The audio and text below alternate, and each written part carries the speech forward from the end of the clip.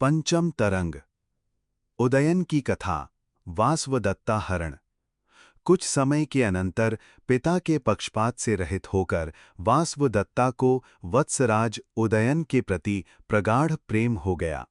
ये जानकर मंत्री योगंधरायण अदृश्य रूप से पुनः राजा उदयन के समीप आया। उसकी अदृश्य कारिणी विद्या के प्रभाव से उसे दूसरे व्यक्ति न देख सके। उसने वसंतक के सामने ही राजा से कहा, महाराज, तुम्हें चंड महासेन ने छल कपट करके कैद कर लिया है और अपनी कन्या देकर तुम्हारा सम्मान करके तुम्हें छोड़ देगा। इसलिए हम लोग स्वयं उसकी कन्या का अपहरण करके ले चलते हैं। इस प्रकार इस अभिमानी का मान भंग होगा और संसार में तुम्हारी दुर्बलता का अपवाद भी न होगा।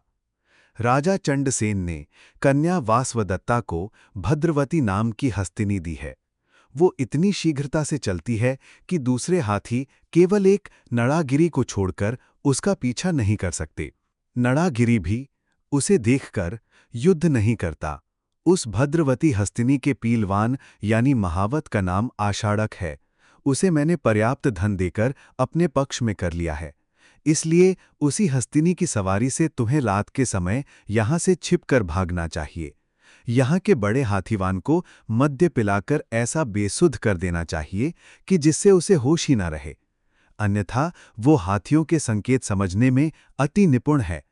मार्ग रक्षा के लिए मैं तुम्हारे मित्र पुलिंदक के पास अभी जाता हूं। ऐसा कहकर योगंधरायण चला गया।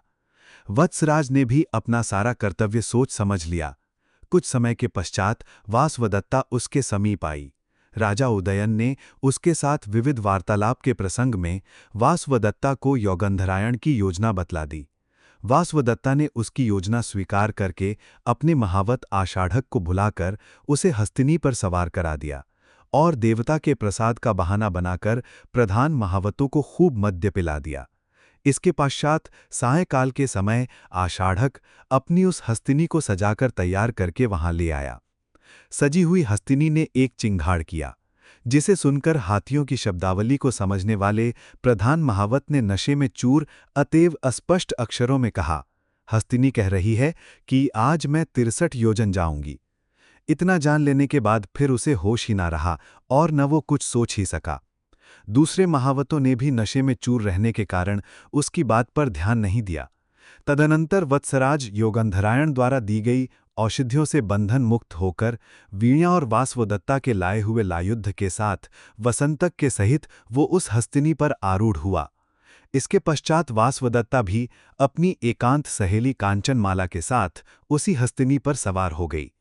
कुछ ही समय में वत्सराज उदयन अपने साथियों के साथ टूटी हुई चहारदीवारी के मार्ग से उज्जैनी के बाहर निकल गया। उस स्थान पर पहरा देने वाले वीरबाहु तथा तालभट्ट नामक दोनों क्षत्रिय सिपाहियों को वत्सराज ने स्वयं ही मार डाला। बाहर निकलकर वासवदत्ता के साथ उदयन प्रसन्नतापूर्वक आगे बढ़ता गया। हस्तिनी पर आषाढ़क ने अंकुश लगा रखा था। उधर उज्जयिनी में पहरेदारों ने 2 वीर सिपाहियों की मृत्यु का समाचार राजा के पास पहुंचाया। चंड महासेन ने चारों ओर खोज करने पर यह मालूम कर लिया कि उदयन वासवदत्ता को लेकर भाग गया। चंड महासेन का लड़का पालक भी शोरगुल सुनकर और नड़ाघिरी हाथी पर सवार होकर उनका पीछा करने चला। वत्सराज ने उसे पीछा करते हुए देखकर बाणों से युद्ध प्रारंभ किया, किंतु नड़ागिरी ने प्रहार नहीं किया। तदनंतर पिता की आज्ञा से आए हुए दूसरे राजकुमार गोपालक ने आकर पालक को लौटा लिया। उसके लौट जाने पर वत्सराज भी सुख और शांतिपूर्वक सारा दिन यात्रा करता रहा। धीरे धीरे रात समाप्त हुई। तब मध्याह्न समय 63 योजन चल लेने पर हस्तिनी को प्यास लगी। राजा और रानी के उतर जाने पर हस्तिनी ने पेट भर पानी पिया और इसी कारण वो मर भी गई। घोर विंध्यारण्य में खड़े और हस्तिनी के मर जाने से दुखित राजा ने आकाशवाणी सुनी, ही राजन, मैं मायावती नाम की विद्याधरी हूं। शाप के कारण हस्तिनी बन गई थी। मैंने अपने जीवन के रहते तुम्हें भागने में सहायता दी। भविष्य में भी तुम्हारे होने वाले पुत्र का उपकार करूंगी। कुमारी वासवदत्ता जो तुम्हारी पत्नी होने वाली है, ये भी मानव नहीं है, प्रत्युत शाप के कारण मनुष्य रूप में पृथ्वी पर अवतरित हुई है।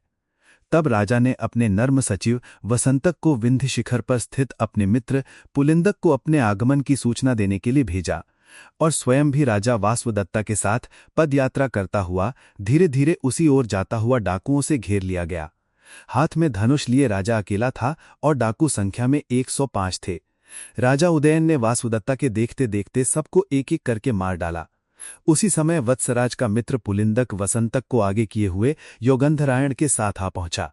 पुलिंदक ने आते ही बचे खुचे डाकुओं को भगाकर वत्सराज को प्रणाम किया और वासवदत्ता के साथ उसे अपने गांव में ले गया।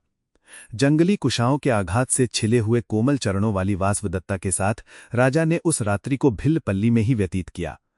योगंधरायण द्वारा दूत के मुख से पहले ही सूचित वत्सराज का प्रधान सेनापति रुमणवान भी वहां आ पहुंचा। उसके साथ ही चारों दिशाओं को व्याप्त करती हुई सेनाएं भी आ पहुंचीं। उस विंध्य भूमि में स्थित अपनी सेना के शिविर में प्रवेश करके उज्जयिनी का समाचार प्राप्त करने के लिए उसने स्थिर रूप से निवास किया। जब उदयन उसी शिविर में निवास कर रहा था, उसी समय योगंधरायण का मित्र एक वनिया उज्जयिनी से वहां आकर कहने लगा, महाराज, उज्जयिनी नरेश आपके जामाता पर बहुत प्रसन्न है। उसने आपके पास अपने संदेशवाहक प्रतिहार यानी खवास को भेजा है। वो आकर यहाँ ठहरा है। पहले मैं यहाँ आया हूँ। इनका आगमन जानकर वत्सराज प्रसन्न हुआ और राजा की उसने प्रशंसा की। वासवदत्ता भी उससे प्रसन्न थी। ये समाचार सुनते समय अपने बंधुओं को छोड़कर आई हुई और विवाह के लिए शीघ्रता करते हुई वासवदत्ता लज्जित और उत्सुक हुई। उसने निकट बैठे हुए वसंतक से कहा कि तुम्हें एक कहानी सुनाओ।